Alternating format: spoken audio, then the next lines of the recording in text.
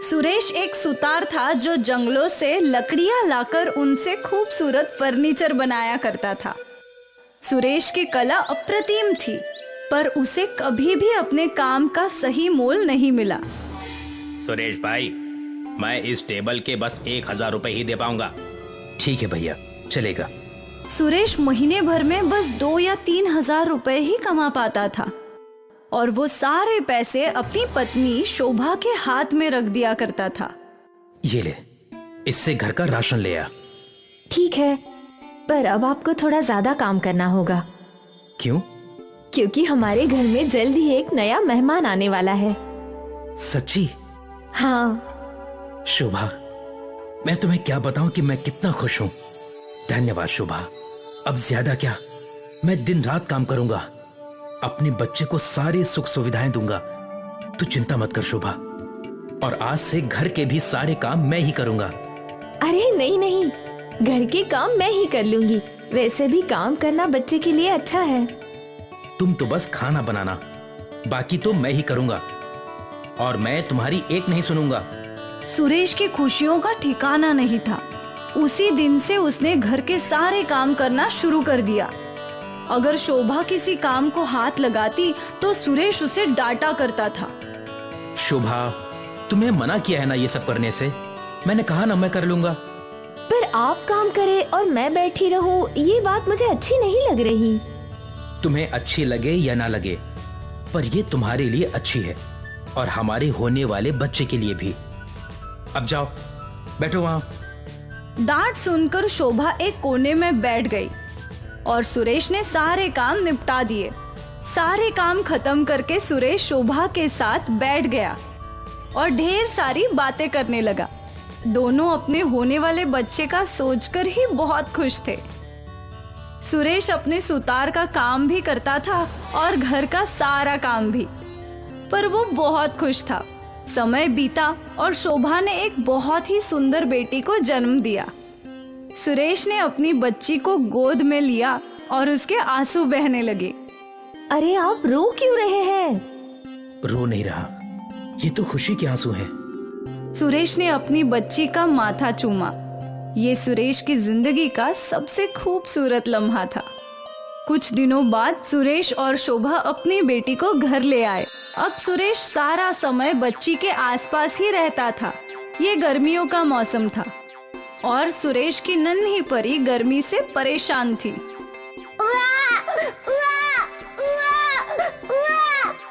ये क्यों रो रही है? क्या इसे भूख लगी है? नहीं, अभी तो दूध पिलाया है। तो फिर ये रो क्यों रही है? शायद इसे गर्मी लग रही है। शोभा ने बच्ची को लपटा हुआ कपड़ा खोला और बच्ची थोड़ी सी शांत हुई। कुछ देर बाद वो वापस रोने लगी।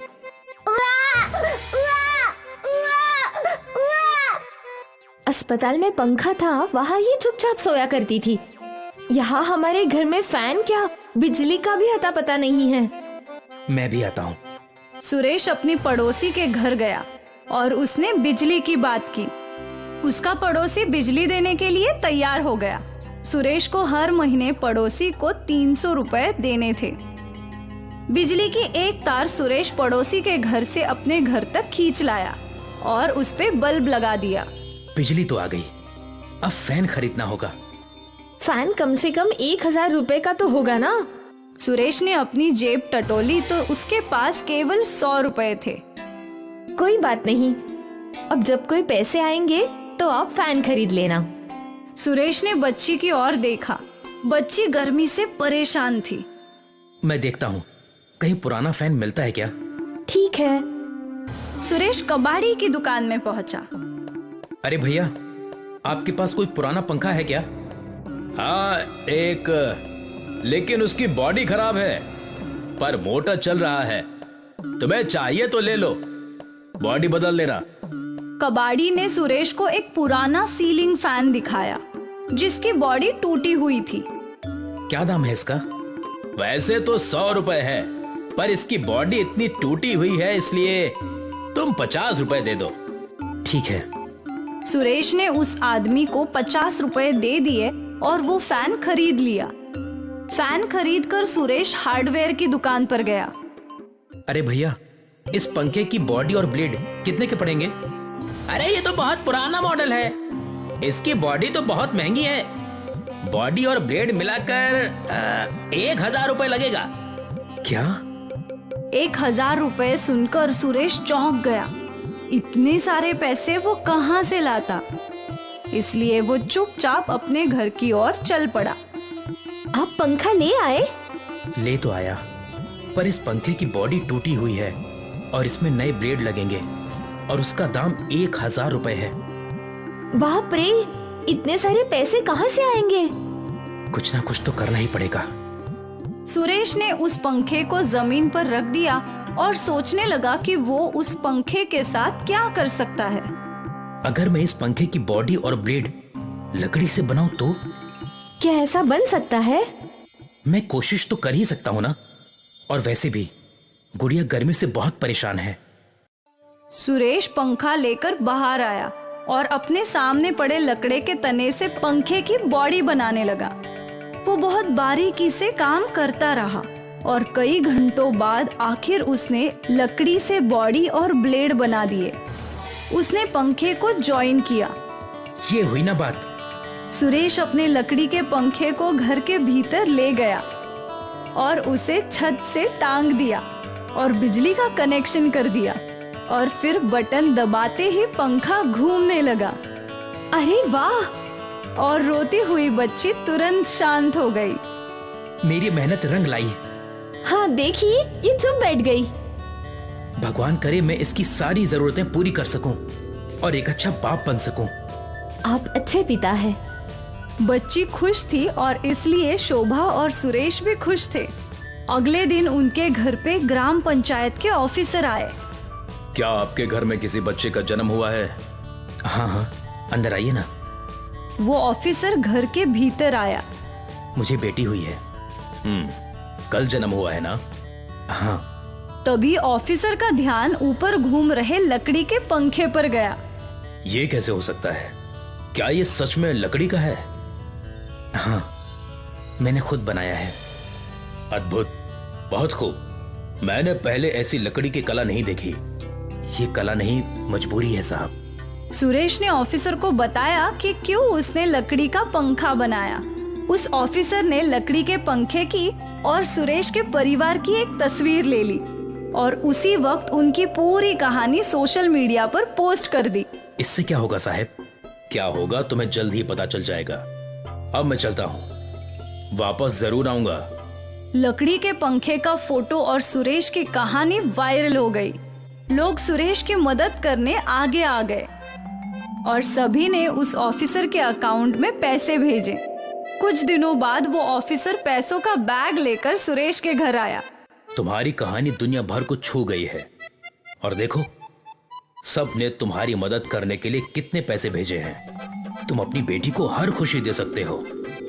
सुरेश और शोभा की आंखों से आंसू बहने लगे। उन लोगों ने उम्मीद भी नहीं की थी कि ये सब होगा। सुरेश के परिवार की जिंदगी संवर गई। अब सुरेश ने अपनी बेटी के लिए हर सुख सुविधा खरीद ली थी। वो खुश था और ये सब बस उसके लकड़ी के पंखे की बदौलत। हाथी बाजार में 2 मोबाइल शॉप थी, जिसमें से एक पर विनोद और दूसरे पर अमर काम करता था। अमर ईमानदार था, पर विनोद लालची और अकड़ू था। अमर की दुकान सबकी मदद करने की आदत की वजह से बहुत अच्छी चल रही थी, लेकिन विनोद किसी की मदद नहीं करता था और सबसे झगड़ता था, इसलिए उसकी ग्राहकी कम होती थी। एक दिन की बात है। मोबाइल शॉप तो मेरी भी है, पर अमर की दुकान पर भीड़ लगी रहती है।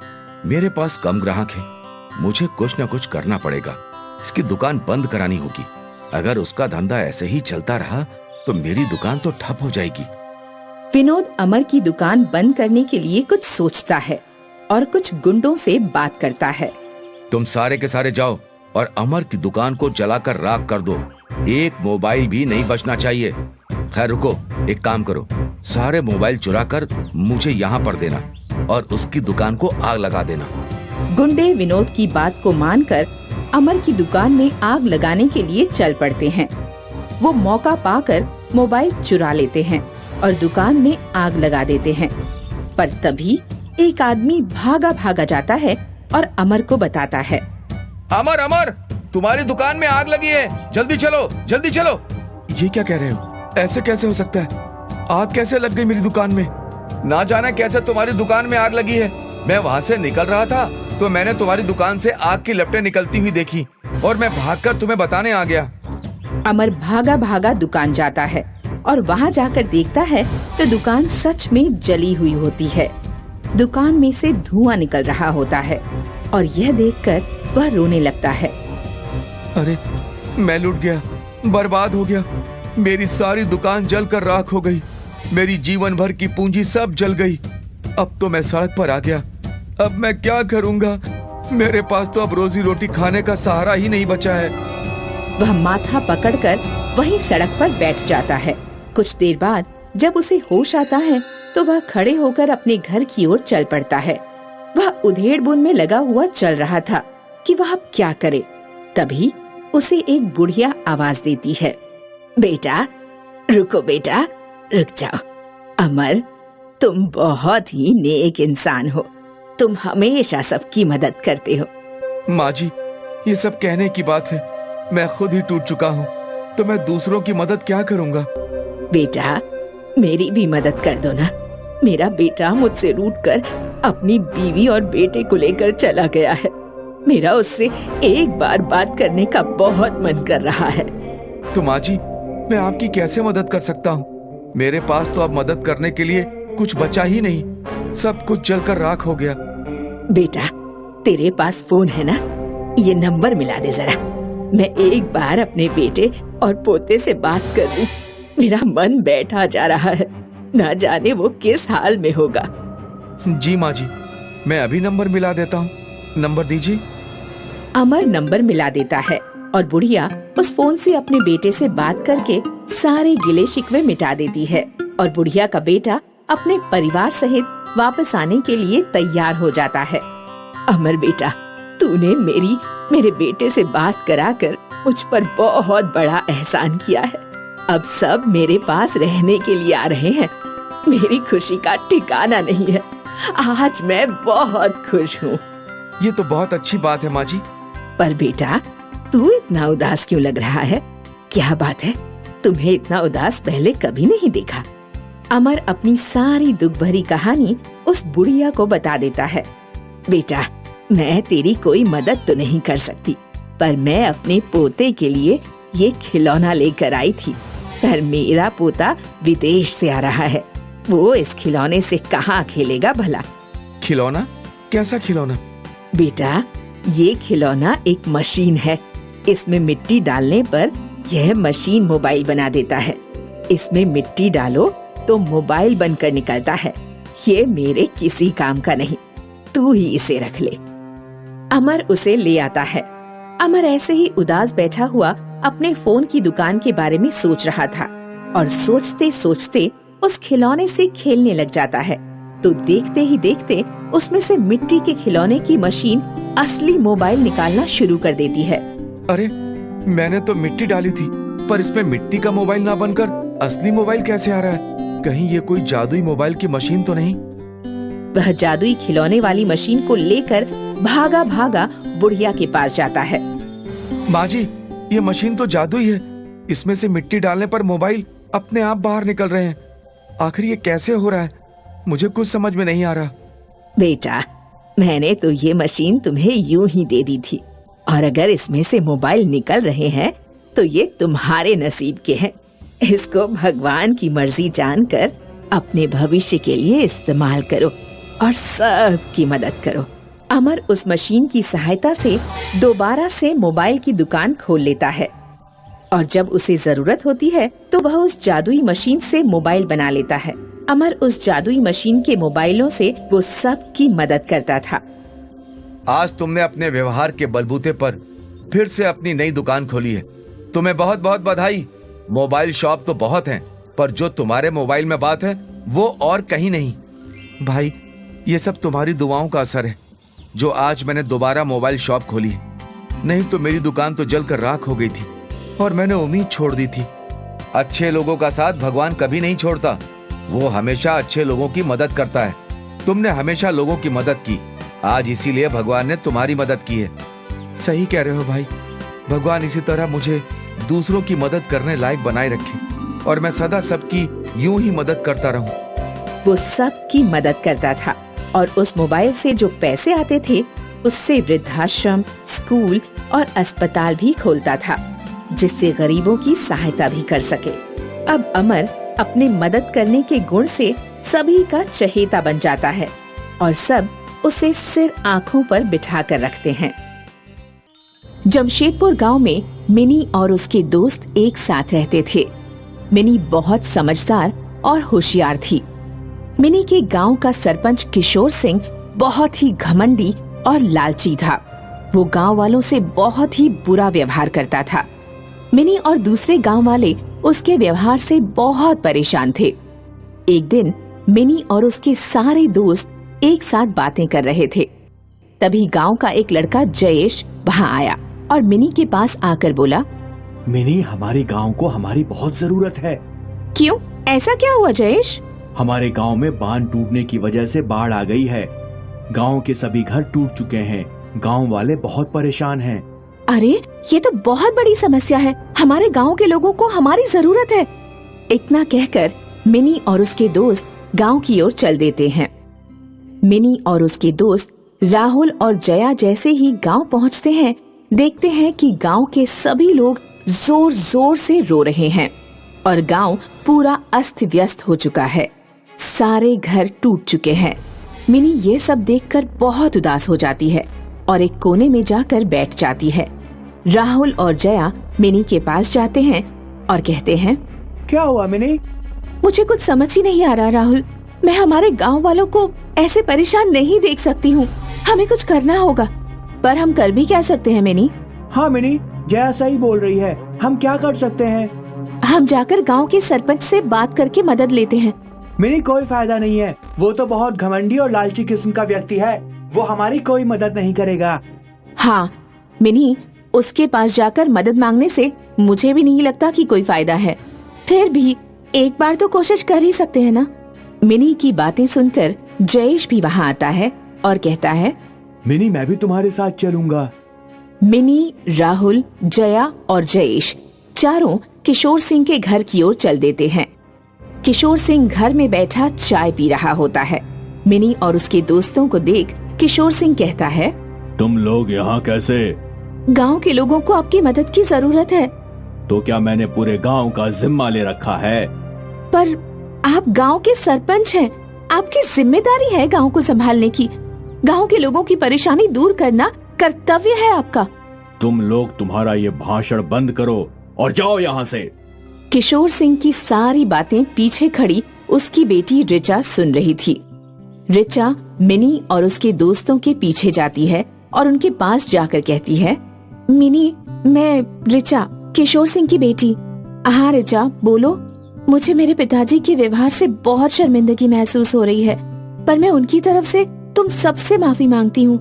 नहीं नहीं, तुम क्यों माफी मांग रही हो?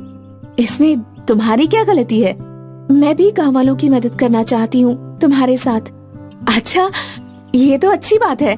पर हम करेंगे क्या? हाँ वही तो, हमारे पास अब न जगह है और न ही कोई व्यवस्था। हम कैसे उनकी मदद करेंगे?